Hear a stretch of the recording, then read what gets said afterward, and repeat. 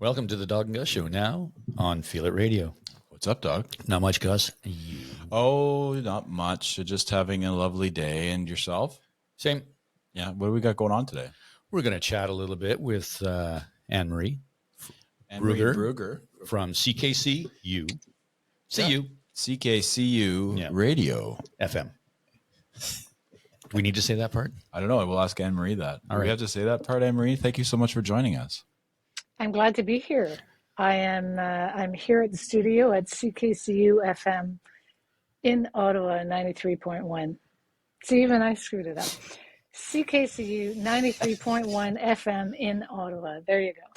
Nice. Well, you're not on the clock right now, so you can get away with it okay. probably, you know? True. Yeah. So you've obviously you've been in Ottawa's music landscape for a long time. You've been around since around 2003. Does that sound about right? It does sound about right. Yeah, that's when I was doing my studies at Ottawa U, and I had been wanting to get involved in community radio for a long time. And then when I was a student, I thought, well, I'm going to go and check it out. And I learned that you don't have to be a student to be involved in community campus radio. So if anyone's interested in joining campus community radio, just go. You do not have to be a student. So that was my first lesson that I learned on day one in 2003. But it was great. I had a lot of fun there. And I had a weekly show on Fridays at 5. So it was a drive home show. And I was interviewing Canadian independent bands that were coming through town, to perform. And so it was a 1-hour show, and I did that for about 16 years. And it was really fun.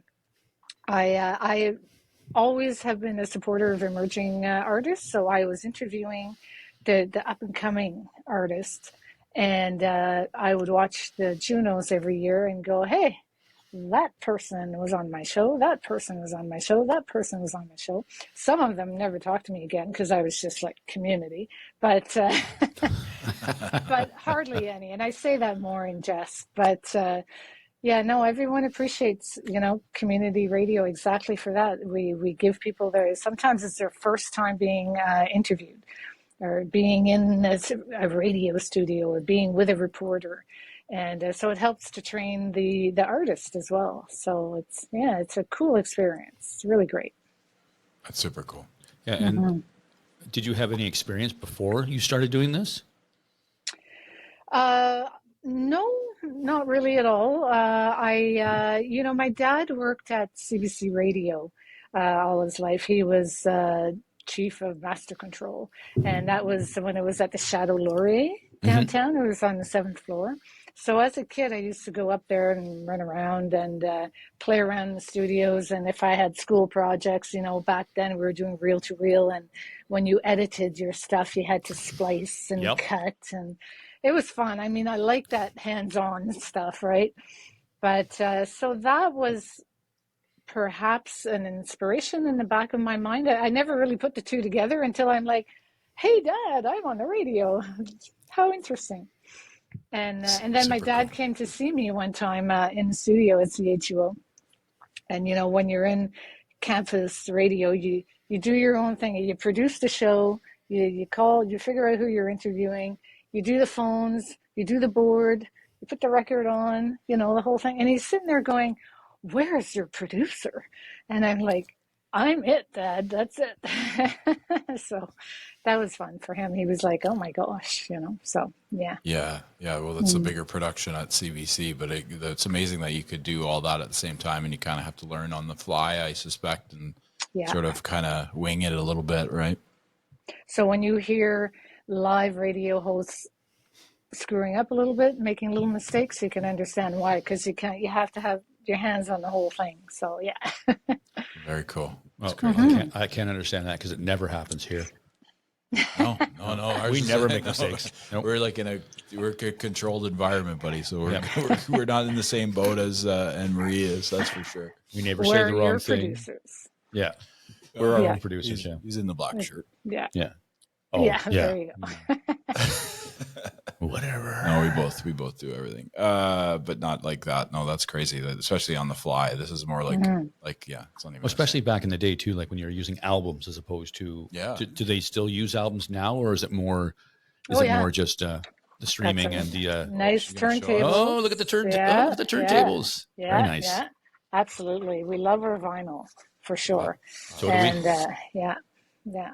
But it is kind of easy to just stick a CD in there or MP3s, right? Everybody's doing electronic wave files, MP3s, all that works too. Yeah. Well, it's if you're doing like newer bands who are not pressing vinyl and stuff, then I guess you're going to have to go to what they have it on.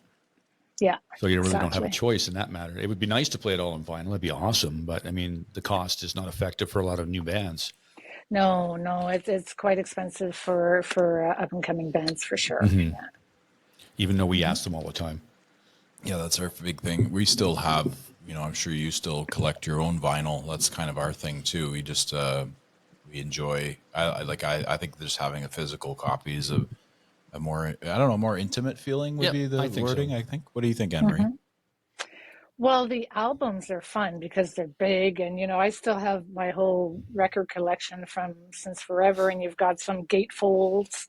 And you get the big picture and you have all the information. Sometimes you would slide out the actual sleeve and you'd have all the lyrics, it was a really fun medium. Then the CDs came out and it's not too bad. Sometimes the CDs come with booklets, it's okay. It's not too bad. But then the MP3, well, then you're reading the EPK online and, Yeah, it's just not the same. I used to get disappointed if I got an album and I opened it up and it was just a plastic sleeve inside. I was like, oh, man, really? Come on. No poster. No, like Anne-Marie said, like the lyrics, right? You just like, oh, this is awesome. And you turn it over and it's like where it was produced and who produced it and who did this and stuff, which is interesting stuff if you're an audiophile, right? You want to know these things. Well, there's that. And also I come from the tape era and I loved having the plastic and wrapped in the plastic and then taking out the fold and like unfolding it 50 times to the, that's right. Yeah. So I enjoyed that. I enjoyed that for sure. I still have a lot of tapes as well. I never bought them. I know. I had a Walkman and I had to go places. I had a CD Walkman when they came out. Right. But I do have vinyl. I do enjoy it. You were privileged. Yeah, right. Yeah, biking to my part-time job, 7 kilometers uphill in snow. So being involved with Mike, when did that sort of relationship come about? Did it sort of naturally progress to that? I would suspect. Yeah, it did. I mean, I had a day job as well, right? So I worked in communications in the government. And so, but my passion was always with music and artists, and I can't sing at all. So it's like, well, what can I do? I can showcase the people who actually have talent. And I joined, trying to think, I joined a few boards. I was on the CHUO board for a while, and the original folk festival, I sat on that board for a little bit. And then Mike came up, and I actually was writing a bit for Ottawa Life magazine, and I remember going to the press conference when they announced the strategy for Ottawa as a music city, and I found that to be really quite fascinating. Wrote an article on that, and then ended up getting involved with Mike and applied to be on the board, and so now I'm in my 6th year on the board. And it'll be my final because we have a limit of 3 2-year terms.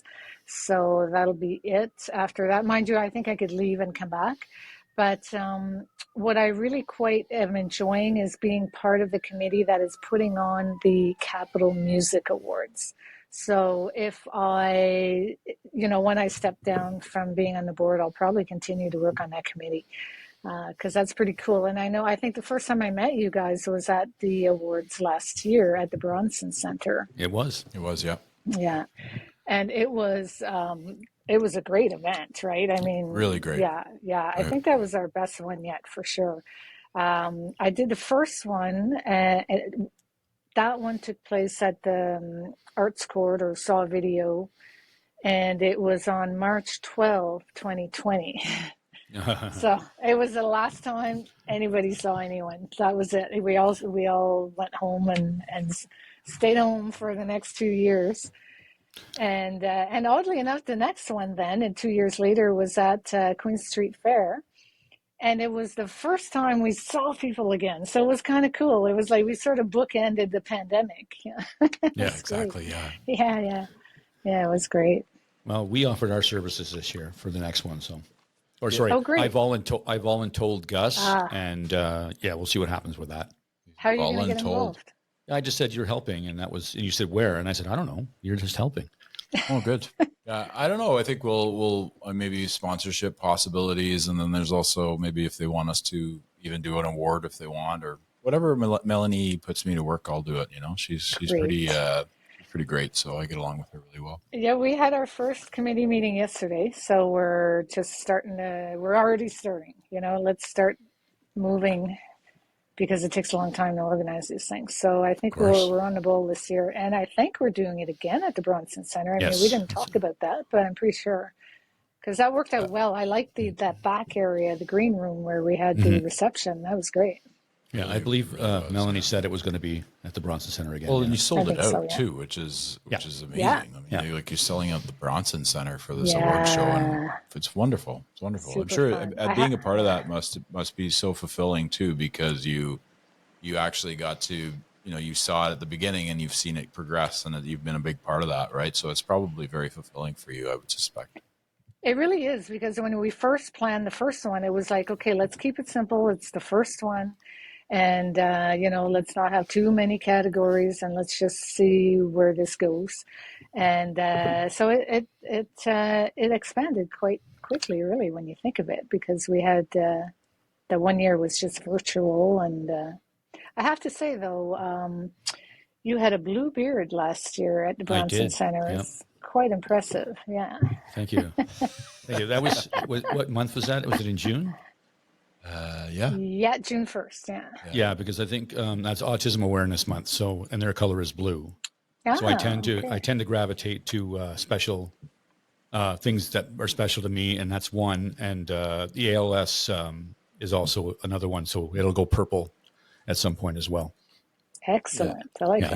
You just had it orange for Halloween. I had it orange for Halloween because the children at my school asked me to. So now it's kind of fading to yellow. Yeah. Until it gets back to being white again. Kind of looks cool. You look like a wrestler now. Thanks, man. The one totally. the thing with it, we've kind of put that in his contract that he can't shave his beard, so it's not it's a non-starter now.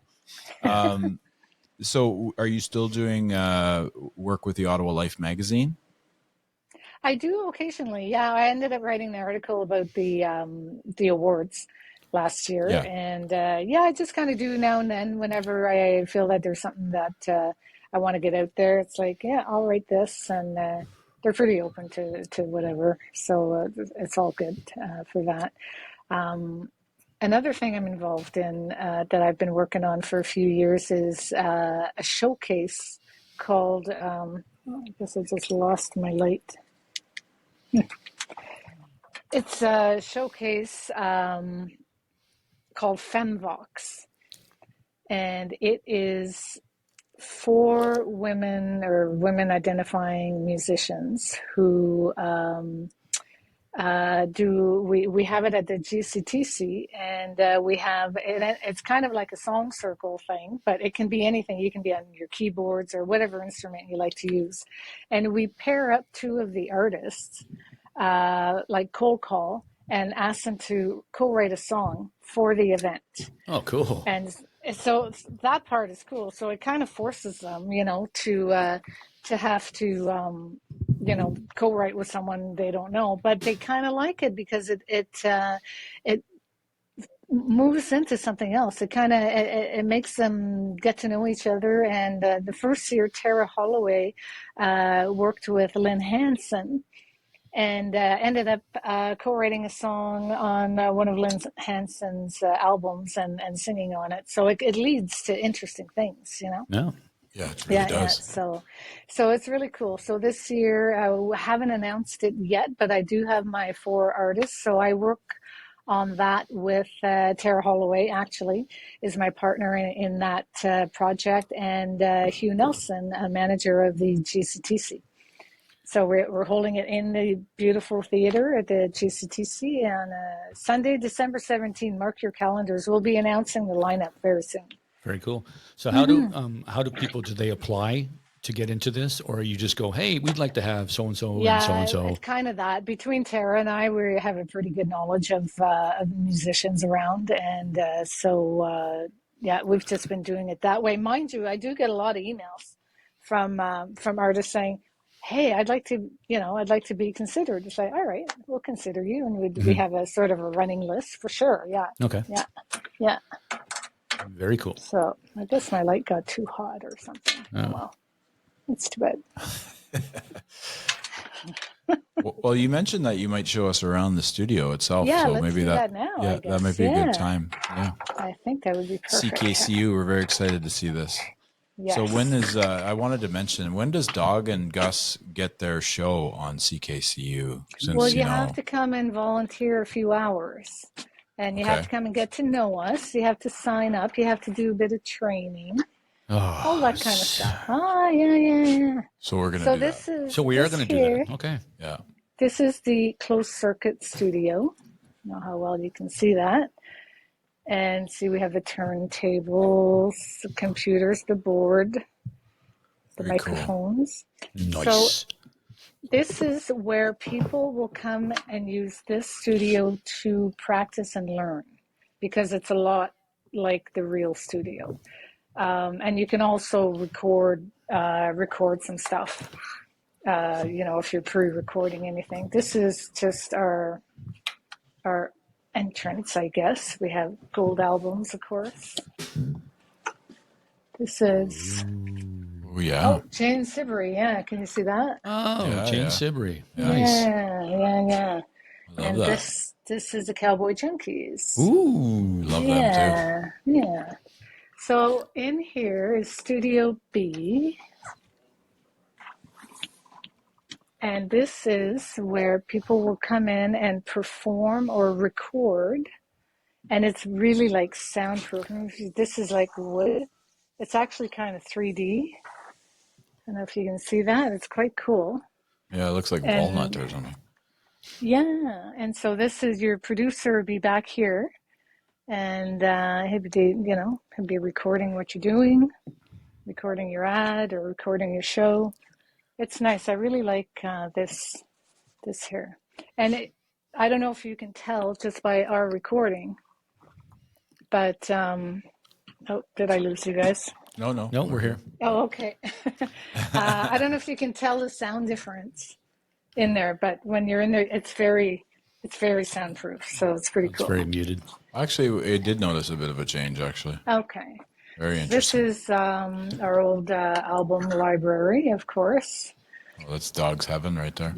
Yeah. I could probably get lost in there. Yeah. Oh yeah. We've lost people. Yeah. That we had never found them. Oh, great. I'll be one of them. These are all the CDs, whole million CDs, which of course we're digitizing the library, but this is we like to hang on to our albums just because they're cool. Yep. This is very cool. Our front door. And I'll sneak you into the live on-air studio. Joe Riley is in there, and he's interviewing some bands, probably by phone, because I haven't seen any artists in here.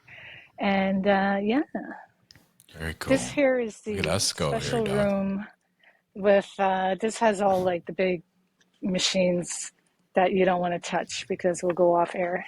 It's restricted. This is Joe. Hold on. Let me try that again. Always put it in. How do you want the show, Rachel? I brought up the wrong thing. How are you doing? Yeah, look at that. Sneak peek, Dog. Ooh. Hey, it's a pleasure. Is it before we get into the So that is Joe Riley, if you guys know. Yeah. And yeah. So he's doing his show now tonight live, which is great. It's Funding Drive. I have to tell you about Funding Drive. There we go. Can you see that okay? Yeah. We are CKCU, Real People, Real Radio, Connected Community. Excellent. So, of course, CKCU, all the programming is done by volunteers. We have, I think, about 170 volunteers. And that's why, our thing this year is that we are real people, real radio. not algorithms and commercial radio. This is our phone room. It was packed in here on the weekend. So right now it's a little bit after hours, and it was just me answering the phone there for Joe until I signed on with you guys.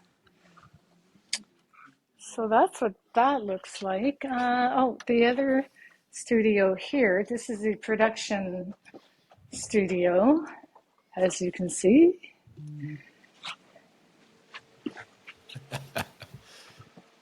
Awesome. And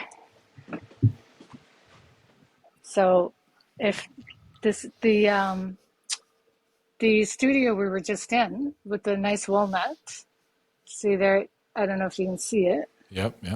Yeah, so the band would be performing there, and the producer would be working here with the board, computer, and soundboard. So it's pretty cool, you know? It's very cool. Yeah. More records, lots of records. Cool. So when we go there, you're not allowed to say, what does this button do? I'm not? Nope. Why not? Because. I want to be in that restricted area. Nope. Okay, Nope. I'm just a shit disturber. Yeah. That's right. I think I'd be very respectful. I'm very excited about this here that we put up today. It's, yeah. That's a very nice Look, hallway. Oh, nice. It's beautiful. Can you What's see the it? drive Check for? it out. Is that the It's drive? the CKCU's annual funding drive. Very cool. And our goal is $165,000. $65,000. So that is 1/3 of our budget. So it takes a lot of money to run a radio station. Just the equipment alone, you know, we have to pay our CRTC license. We have to pay for our antenna, which is out at Camp Fortune. And so we need that money. Without that money, because it is a just looking for another plug here. Because it is a community radio station, we need that funding. There I am. There we go. Illuminated again. So yeah, it's very important. So we need that money to stay on the air and stay alive. It's crucial. And this year we've got a really good buzz going about it. We're in studio. It's been a pandemic, right? So during the pandemic, people had to record from home. It was really hard to manage. I mean, it's live radio. It's supposed to be live radio. And so it was really very difficult times. And so I started here in September 11, and it was still a little bit, not a lot of people around. So I said, listen, I'm going to be here every day. I'm opening the doors. Let's go. Let's have some people in here. So there's been a lot of people running through, and students will come by and, hey, what's this? And we do a lot of work with students. So we do work with the journalism students as well at Carleton, and help them to learn how to produce their radio programs and news programs. So yeah, it's just really nice to have everyone back in here and really enjoying the vibe and the buzz of funding drive. It's just a fun time because it's a bit stressful because you're asking people for donations, but on the other hand, you're getting that direct contact with your listeners, where they're phoning in and they're donating online, and they're leaving us some nice messages. And the station has been around for 48 years. Wow.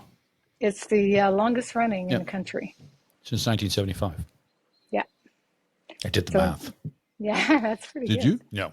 I was going to say, there's no way you did math that fast. What do you mean? I mean, you're handy like a shirt pocket, but I mean, like you're. Thanks so much. On a sweatshirt. The shirt pocket. Oh, on a sweatshirt. Yeah. No? Like for your hands. Oh, thanks. So what's your most interesting interview? There's got to be one that kind of stands out. Besides this one, of course. Yeah. long time ago. It's you guys. Yeah, that's it. Of course. Yeah. I remember interviewing Chaos. Remember Chaos? Oh, I loved him.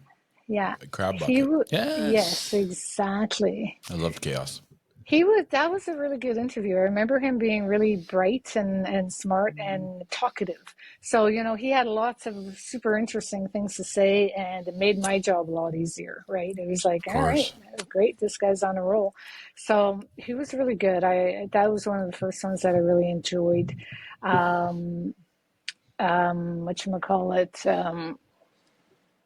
Billy Talent.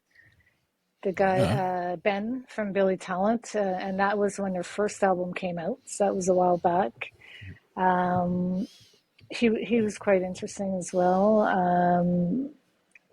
Recently, I spoke with Ace Sanabi.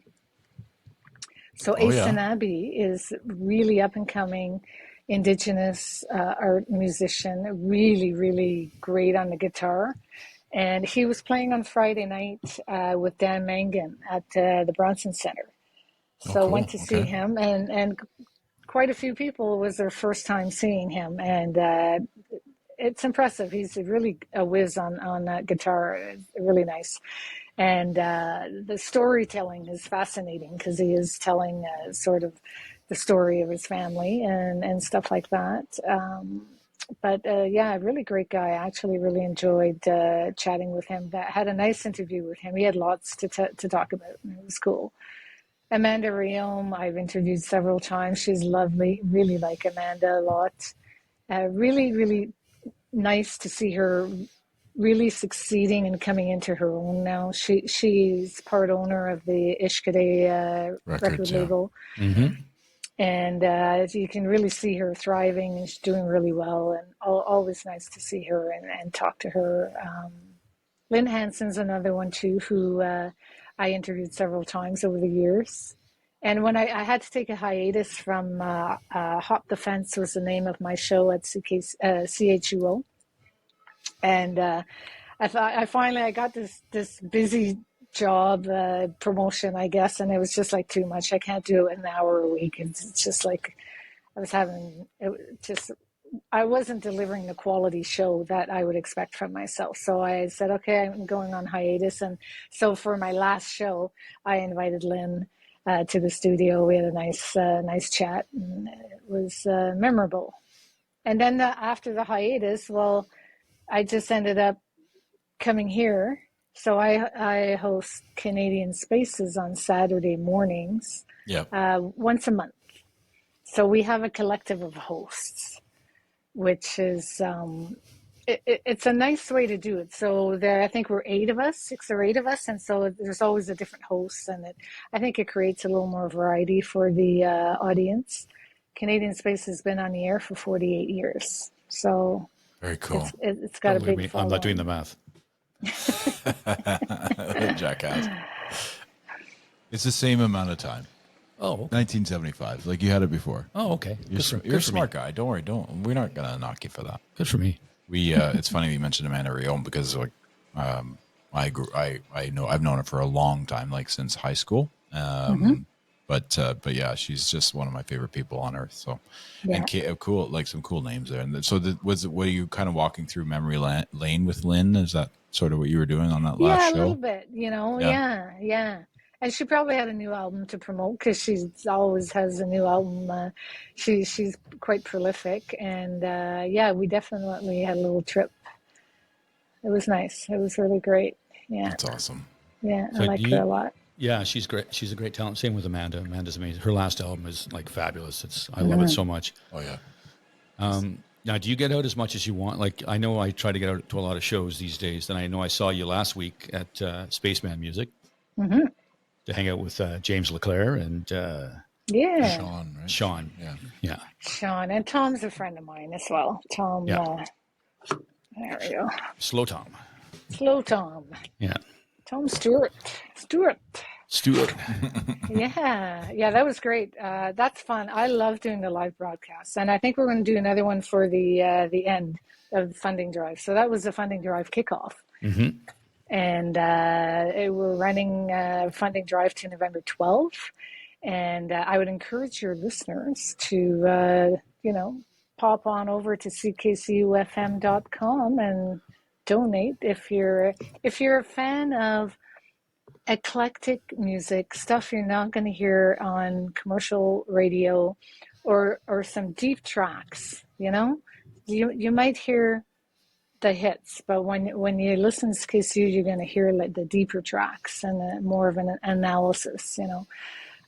So anyway, I've been listening to CKCU since I was a kid, and I've always enjoyed it. So, yes, I do get out too often. In fact, especially since starting this job, it's like, oh my God, it's like every night I have something. But that's a good problem to have, I guess. Yeah, I think so. It is, yeah. Yeah. It's not a bad one to have. Yeah. No, and do you find and we've talked about this a few times on the show, but do you find the Ottawa arts scene has really blown up since COVID kind of ended in the last couple of years, 2 years or so? Would you say that is true? Yeah, well, since the restrictions were off, yeah. But even but I mean, sorry, is more you're seeing more artists coming out and more music's being produced, and maybe it is because there was a lot of there was pent up artists were pent up in a house and they were writing and they're doing things. But I would love to hear your perspective on it. Well, I think a lot of people did their pandemic albums for sure. Like people were home and they were writing. They had the quiet time to create. So there was nowhere to go. There were no parties. There was nothing. So a lot of artists just took the time to write some material. Have you talked to any, even now people are releasing albums like, well, it was my COVID album. All right. Absolutely. And then when the restrictions started to lift, did you guys go to Blues Fest this year? It was packed every night. Blues Fest, usually there's one night when it's out of control and it's sold out and it's wild, and maybe another night. But this night, and I went to every single night. There were 5 or 6 nights when it was so packed, people just want to go out. They want to be out there. Our awards, Capital Music Awards at Queen Street Fair, I was telling you about, it was packed. It was everyone was yeah, let's go see some people. Absolutely. Yeah. Yeah. Mm-hmm. Yeah, I got out to one night for Blues Fest. Oh, yeah. I wanted to see Orville Peck, but he had to cancel. Unfortunately. And you've interviewed him, actually. So I did. That's my favorite interview right there. Thank you for reminding me. Yeah. That was cool because it was before anybody knew him, and his publicist, always sends me stuff, and it's Orville Peck. I'm looking at my email is this guy with a mask, and I'm like, what is this? Whatever. And I ignored it. And then he asked me again a week later or whatever, and he was coming to Ottawa. And then I said, well, so I clicked through this time and I actually listened to it, and it was oh, this is good. As soon as I heard it, it was from his Pony album, and a big favorite of mine, that whole album. I just loved it. So I thought, all right, and then I'm thinking, oh, he's going to be some kid with an attitude. I don't know, but whatever. So I'm doing the interview. He ended up being really well-spoken and very polite and really nice. And it was really great. And I used to always save all my interviews. And when I saved that one, I saved the wrong hour on the computer. Oops. And I lost it. So it was so I'll have to interview him again to make up for that. I'm sure the next time he comes to Ottawa. That'd be cool. Yeah. He owes us a show, so. Yeah. He does. Well, he canceled a bunch, didn't he? Yeah, there was a few that he did because he wasn't feeling well, so it wasn't just us. But recently, though. Yeah, there's been a lot of that. I think mental health or something. Yeah. Yes. Yeah. But that was the Blues Fest one that he was coming with. What's her name? Shania Twain. Yeah, he was on the same night. Night too. Yeah. See you, and Joe Riley leaving on his bicycle. Yeah. Well, that was and Mikhail played the same night too. Mikhail Laxton. Yeah. We had him on our show. He's an amazing talent too. We like him a lot. But he kept joking about playing this with his wife, Shania. He'd be a good interview for you for sure. He's he's a gentleman, but he's also a lot of fun, and he's been around for a few years and sort of starting to see some success now. Yeah, which is nice. He just put out his self-titled album. It's incredible. It's really good. Yeah. Oh wow. Check him out. Yeah, he's an Aussie. Yeah, he's an Aussie, but he lives here. He's an Aussie transplant. Yeah, exactly. Yeah. He's okay. As long as there's that Ottawa Canada connection. Oh yeah, absolutely there is. Yeah. Exactly. Yeah. So I saw, just to finish, Orville Peck at the Dome that night. Okay. That time I interviewed him the first time at the Dome, right? So it's a really small place if you've ever been there. Oh yeah. It's just a tiny little dive bar. But it was great. It was fantastic. And then I went to see him after. I bought a T-shirt and he autographed my T-shirt. So I'll never watch it again. No, of course not. That's my story. That's my Orville story. Yeah. That's nice. I love his music, so I'd love to see him actually. Yeah, you were kind of a little bummed that he didn't come. Yeah, but I mean, you're sick, right? Yep. But he was at City Folk the year before, though. Mm-hmm. Yeah, I know. I missed that one too. Yeah, he was on piano and running around, and it was great. And Iggy Pop was my folk experience this year at City Folk. His own brand of punk folk. Yeah, absolutely. Yeah. Oh yeah, it was that's an odd choice for me. Like, it's funny when they do the folk fest. I remember when they what was the other one where they did it down by Hogsback before they brought it to Lansdowne? It was the same concert, but they had a different name for it anyway. I saw Kendrick Lamar there, of all people. He was there the same night as Steve Earle. Yeah, and Kendrick Lamar. Everybody was like, "Why is he at Folk Fest?" And I was like, but his nickname is the Black Hippie, right? So I think that was the connection. I don't know. Yeah, it's funny. Great show though. Yeah, I remember he went on before Steve Earle. Like, he was playing another stage, and I could hear it. I'm like, because I'm waiting for Steve Earle to start, and all I hear is Kendrick Lamar. I'm like, who is that? And he's awesome. Completely. And everybody's like, "Oh, that's Kendrick Lamar." I said, "Okay." Yeah, he was a big. That was his first album, so he was like. That was when he first came out, and Dr. Dre produced it and all that. So. That's amazing, though. Yeah, it's a pretty good producer to have for your first album. He's from Compton, so I think that's. Was that why? There's a connection. Yeah, exactly. Yeah. Very good. Do you have any advice for somebody who would be trying to get into radio, or something that you could maybe provide for two aspiring radio hosts? No, I'm just kidding. For anybody that's trying to get into it, we're open to come on down and have a chat and tell us what your thoughts are on what kind of show you want to have. Spoken word shows always welcome, and spoken word like what you're doing now, but you would throw in some music as well, and to make for an interesting program. We do have some spots here and there, and but like I say, I mean, you have to come in and volunteer a bit and get involved, and find out. Like back in the day when we had 1 million CDs and stuff, like we would get the volunteers to organize the CDs or do something. There's lots of work to be done that does not involve you having a show, and then but sure. There's room for everyone. Absolutely. Like, I'd like to see the proposal. Like, do you want to do something like this, or do you want to do something a little more out there, or a little more diverse? I don't know. I think it would be more. We would continue the premise of promoting Ottawa musicians and playing some of their music, as well as mixing in a few of our what we think sounds like that. We haven't really, honestly, we've talked about it, but we haven't clarified what our vision would be. But I think that it would be mostly just the two of us going back and forth like we do on our show, but with, like you said, with music, with a little bit of especially playing good Ottawa artists that we have, and maybe playing some of their deep tracks that are down there. I don't know. It would be a discussion that we'd have to have, I think. Well, that's kind of that's the basis of it.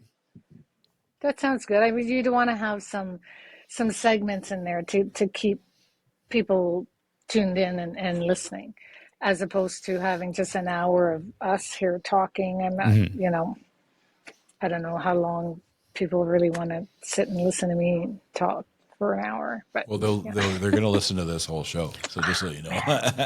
Okay. But no, I think that, no, it would be different. This is our podcast, and then we would have something different for CKCU, just based on, you know, based on what we want to kind of get into that market and sort of show you what we have, and but we'd have to have a little discussion about it for sure. I mean, you have to have a mission statement of what you want to do. So you want to have an audience, and you want to have exactly. Sorry, I interrupted you. No worries. I feel like it would be more like, you know, like a homegrown, like the guys that we've had on the show, the guys that we haven't had on the show, and just showcase the amazing talent that we have in this city. Like, be it punk, country, rock, it doesn't matter. It does, you know, if you're local, you know, come talk to us. We'll play their stuff because it doesn't get played a lot on, like, you know, like on some of the other stations we have in this city. So it'd be a great place because I know these guys love it. And when we talk about them on our podcast, that's a big thing. But to have them on the radio is huge. Yeah, it'd be more for them than for us, of course. That's always been our thing, is we just want to promote Ottawa artists, and it's sort of grown on its own, really. Because I mean, we do respect all of the artists, and, you know, we respect all of the people that we've had on. We've had different types of artists on here as well. So, we have, yeah, including yourself, Anne-Marie. So really appreciate it, you know. There's a deep pool to pick from, even just from Ottawa. Like I've never out of content. You know, I did Hop the Fence for 16 years, and it was Canadian. It wasn't just Ottawa. But every week I would have at least one Ottawa artist, you know. So yeah, there's lots. Well, we could venture out as well. We've done that. We're already going to go see a band tomorrow night that's from Montreal. Yeah, we've had them on, and we've had a couple bands from Niagara Falls. We'd love to. Yeah, of course, it'd be Canadian. I think it'd be Canadian based. I'd have to throw in a Tragically Hip song every show, but that's a different thing. Go. Yeah, that's just me. You'd have to. I'd go deep too. I wouldn't be just playing little bones or anything like that. Okay, fine. You do that, I don't know if you knew this about me, Anne-Marie, but I'm a massive Tragically Hip fan. That's great. Yeah. I did not know that, but I approve. Yeah, 44 times I've seen them. 44. Oh my gosh. Well, you can add my 2 times to that. Now we're at 46. There you go. Yeah. Wow. Probably at the same show, but that's okay. That's fine, as long as I can put in like some Gordon Lightfoot or something. The world's our oyster, man. Anne-Marie's gonna tell us. I'm just teasing. I'd rather throw it out to some of the newer bands that we got. I mean, the hip, absolutely, but I'd like to throw some out to all the other bands that we've known, that we hang out with, that have been on the show, that we go to see. Yeah. That'd be good. Mm-hmm. You know, that's one of the things, like, I spoke to Julian Taylor lately, and Quote the Raven, and a few people like that. And I was just asking them, like, how important is community radio for you in your career?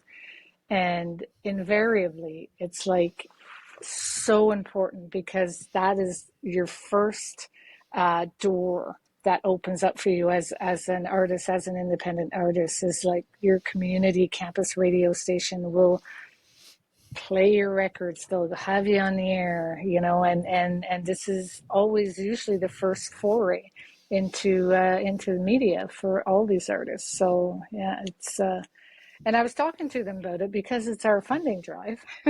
Yeah. And they were like very supportive, right? They were like, oh yeah, for sure. So yeah. Yeah. I'm also a big fundraiser. I'm good at fundraising. That's why I offered up your services to Oh Mike. That's right. Yeah. I'm good at asking people for stuff that they don't. Well, that's what I told Melanie, because that's not my foray or forte. I'm not forte. Yeah. Forte. That's not my. Ton français, tu peux pratiquer ton français là? Tu parles en français? Oh oui. He does. Ah oui? I do not. No. Nope. I'm French. You could probably tell. Yeah, that's why when you said Brugger, I was like, is it Brugger? But it's not. Right, so it's Brugger for the family, and Brugger, actually. But, okay. But it is it's a Swiss-German name. And so it's Brugger, but we all for the German part. Brugger, yeah. For the German, for the very hard. Well, so you'd have 2 names, you know, Brugger or Brugger. It's like, yeah, whatever. Just don't call me late for I dinner. know what that's all about. Yeah, exactly. Yeah. L'Angile or Langel. Yeah. Langel, okay. L'Angile and Langel. Yeah, we pronounce it Langel, but I think it's French though. it is. Way back Its origins are actually Scottish, but then they moved to France and they were Huguenots and blah blah blah, and they ended up in Canada. 3 brothers came over, so and that's the story. Troublemakers. Yes, absolutely, all 3 of them. Were they Shit Vikings? disturbers. Yeah. Yeah, exactly. Yeah. They probably had long beards. Oh yeah. No doubt they And did. axes. Ooh, Yeah. They definitely had an axe. they had axes. Do you ever get creative blocks or performance anxiety? Is that something that you ever deal with? No, because I'm not a performer. That's true. Yeah. I guess not, but it's still you're doing something. I mean, you wear a lot of hats when you do your show, so I would suspect there's something. Yeah. And I like emceeing events and things like that. And it's kind of fun. No, I don't mind. I mean, yeah, I'm sure I would get nervous. Like, we had a plan, right? David Bowie I'm a huge Bowie fan. He switched labels and went to Warner Music. Now, one of my good friends is Mary from Warner, which a lot of people know. No longer with Warner now, but she was with them for like 36 years or 40 years or something. Anyway, so it was like, Mary, I'm sure we got to convince David Bowie to do a college radio interview. He needs to like hop the fence with me. And it was fun. It was like, oh yeah, let's get him to do it. And he's got a new album coming out soon. And then he died. Fuck. Yeah. Oh shit. So you can swear on like, here. You can swear on here. You're not on radio. Okay. No, that's So that was sad. It was very sad. And so it was like, oh, but it's like probably better that way. You don't really want to meet your idol, right? As they say. But apparently he was so sweet. He was like a gentleman. Like he was a very kind person. I bet you it would have been great. Yeah. See, that kind of led right into my next question was, would there be anybody that you would interview that you'd be like, I can't speak. I can't even think of what to say right now. Yeah, that would be the one for sure. Yeah. What's your favorite Bowie song? Oh, people ask me that. I mean, it's, I really like Station to Station. Good tune. Actually, quite a lot. I like that whole intro with all the instruments. That's great. There's some good stuff on, like all the older albums, I would say are my favorites. And then I like to, well, yeah. Yeah. I need another hour to talk about. Exactly. That's a tough question to answer right there. I'm an really 80s Bowie guy. Let's Dance for him. Yeah, Let's Dance. I can just answer that for him. Yeah, that song just gets me going like every time. All right. Yeah. And I'm more of I like Ziggy Stardust. Yeah. Yeah, I'm more on that side of it. But I worked in a record store. I managed a record store back in the day. And so I have a massive, nice big poster of Let's Dance cover album. I still have it in my house. I had it like, mounted on dry mounted or whatever. So yeah, and I've got my little, a little red phone booth. I have all my Bowie CDs in it. Nice. Wow. Yeah, I would suggest you are a big Bowie fan. I would suggest not inviting Gus to your place. No. Oh. How big's the poster? Oh, well, it would be hard to walk away. Oh, you wouldn't be able to walk away. It's like with it. 40 by 40 I wouldn't do that. or something. I wouldn't do that. But now I'm going to look on eBay to see what I can find. That's for sure. I'm like that. I get my ideas from others. So I have a new thing where I have these posters from bands. Like I've had a few of them, and then I'm getting them done, and I'm making them like I'm making a wall for it. Nice. He's got tired of getting T-shirts. Yeah, T-shirts eventually you get so many, and you're like, okay, that's like, what are you can't wear them all. I agree. Well, not at the same time. No, but you can look at your photos at the same time. Sure can. Yeah, that's right. I have a question for you. When you used to work in the record store, this is something that really bothered me once when I went in. Was she working? No, it wasn't. No, it was a guy. It was a young guy. And I feel that if you work in a record store, you should have a general knowledge of music. This is just me. So I walked in one day and went up to the counter, and I asked the gentleman, I said, do you have, because it's back when April Wine was huge, and it's always an April Wine story, I know. Yeah, of course. Anyway, Miles Goodwin and Brian Greenway both put out albums, solo albums. So I went up and I said, do you guys have the sort of the Miles Goodwin album, his solo project? And then he looked at me and went, who? And I said, Miles Goodwin, lead singer, April Wine, one of the biggest bands in Canada at the time. He's like, nope, don't know who it is. I'm like, I'll be shopping somewhere else. I was not happy. Yeah, it happens, especially, you're hiring staff not for their knowledge of really more for, do they know how to run a cash? But even then, and availability. Yeah, seriously, it's a warm body behind the cash. Exactly. Anyway, that was just my little venting story I had to get out there. But we had a lot of stories about our customers. And it was always like, oh my God, this person, this guy came in one day and with a vinyl, with an album that looked like a salad bowl. And he's like, oh, I'd like to return this because it's defective. And it's like, well, you sure didn't buy it that way. You probably left it on the dash of your car like that. It's like, I'm not taking that back. And he's like, come on, and stuff like that. It was funny. So retail, when I got an office job later, it was like, oh, I miss all my customers. Yeah. Well, because it's not mundane, right? Like I feel like office work can sometimes be like, but you work in a place like that or like in a bar like we did, right? It's never, ever mundane. There's always some fun going on or something. I love that part of being a bartender. Yeah. When I was a bartender, I met the most interesting people. I bet you did. Yeah. Like me? Oh, yeah, like you. Yeah. Is that how you guys met? No. Well, sort of. It's so we worked in the same bar but at different times. And then the guys that were regulars there had a golf trip that they did every year to Alexandria Bay, which is a big rip. Like everybody just kind of had a good time. And Dave was part of it, and so was I. So then we struck up a friendship. I tried to drink him under the table, which ended up me being really drunk, and he can't because he can. Neither of us really drink anymore, but he could drink like hell back then. Not after that. That was it. That was it. I wish it was, but I went on a different path after that. But that's where we met, and then we sort of pandemic hit, and then we decided, let's do a podcast. And I think Dawg said it actually. I'm starting to do a podcast, and I was like, we should do a podcast. Oh. And then what are we going to do about it? Yeah. We're like, we're two dudes talking about music, and then all of a sudden, Mark from Mecca of Stank, who you've met obviously, and you would have met him at the CMAs, and then maybe before that, I don't know, but anyways, he asked to be interviewed, and then we went from there. It was pretty cool. He asked us if we interview people, and we kind of looked at each other and went, well, then my marketing mind just sort of went, hey, why not? Yeah. Hey. And the rest is how they say Histoire. Madame, what's your pick if you had to choose between the decades of the 80s or the 90s? This is the question we ask everybody on our show.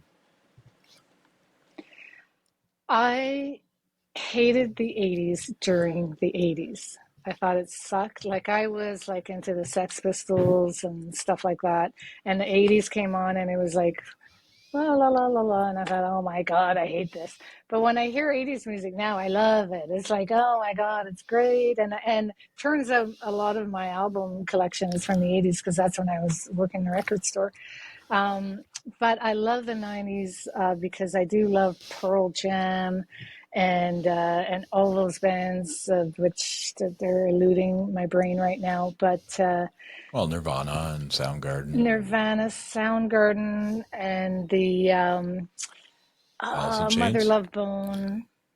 Oh yeah, Mother Love Bone, really great. All those guys, totally love them. I was in Seattle 2 years ago, I think. Well, just before the pandemic started, and it was like, we got to go to the Crocodile Club because this is where it all started. And That's where they had the first Starbucks, 90s, I guess. Yeah. Seattle had the first Starbucks at the Crocodile. No. It was that was on Pike Street. I'm just talking over her because she said 90s. And I didn't want anybody to hear it. She did say 90s. Yeah, she did. Yes, and I'm very happy about it. And I'm sad. Yeah. I'm going to see Depeche Mode tomorrow night, though, in Montreal. So really, I guess they would be an 80s band, I suppose, right? Yeah. I don't know if you would throw them in with the rest of them. No, they're an 80s band. They're an 80s band for sure. They're an 80s band. Yeah. Can you bring me back a sticker? I'm just kidding. I'm just kidding. Okay. I'm just so random. Yeah. I love Depeche Mode, so that'll be an amazing show. Good for you. That's amazing. Yeah, that's going to be great. Yeah, I'm looking forward to that. Yeah.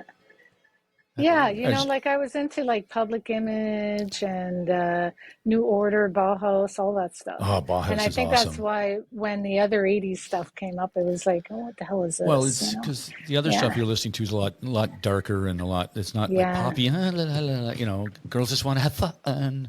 Right. It was really deep, right? Ooh. Like that? Yeah, you did that well. Thank you. Yeah. Well done. But Bauhaus is one of my favorites too. I love Bauhaus until, and then they kind of morphed into Love and Rockets, and that was awesome. Yeah, so, saw them a few times too. Yeah. That was an interesting band. Like I was very mainstream, but that was kind of one of my bands that wasn't. Was that like your guilty pleasure? No, OXO was my guilty pleasure, and they're horrible. OXO with Whirly Girl. It's just the poppiest crap in the world, and I don't know why I like the whole album. I love it. I don't know why. Wow, awesome. I don't even know it. Yeah, they came and went real quick. Okay. Fair enough, yeah. And I think they only had the one album, but the lead singer, I think went on to do other things, but I didn't really follow up on it. But yeah, that one album was just, anyway, I do have it on vinyl. You're a beauty. Yeah. Right. Anne-Marie, thank you so much for your time. I know Thanks it's for important. Having me. Yeah, we're so glad you reconnected at the awesome. ACMAs. And then, of course, you're such a powerful voice in Ottawa for the music scene. So we're really grateful that you came. Thank you for that. Thank you. It was fun. I was like, I didn't know how we were going to fill an hour, but it looks like we somehow did. I'm glad I could give you a tour of the station. You'll have to come in person, check it out. We are going to. We're going to talk about that right off the air. Great. Well, come on down and make a donation, and maybe then I'll give you a show. Hey, wait a second. I made a donation. Work that way. I made a donation last week. Did you really? Oh, good. Thank you. Nice. I did. Awesome. I'll have to then. I put it in the big bin outside. That's how I got our stickers and our buttons. Oh, yeah. Right. Yeah. Excellent. Very yeah. nice. Thanks for being there. That was a fun. that was a lot of fun. I really like any chance I can go see James Leclerc. I make an effort, and especially like it was right down the street from my house. Yeah, you had no excuse. Right. Yeah, and Tom's a lot of fun. I had a nice chat with him. We'll definitely have to have him on the show. He's out west, out east right now. You should. He's got stories. He's got lots of stories. Oh, I know. And who is it? Sean? Is it the other one? Sean? Yeah, I think you said Sean. Yeah, he's going to come on. That version of Jackson was hysterical, man. You didn't hear it, but he did Sean Tavernier. Yes. Yeah, I had a chat with him too. Yeah. Very nice. So we're definitely going to have him on too, because that made me laugh out loud. It was very funny. Yeah. That's funny. Anne-Marie Brugger. All right. Brugger. Yes. Thank you. Thank you for coming. All right. My pleasure. Thanks for having me. Take care, guys. Ciao.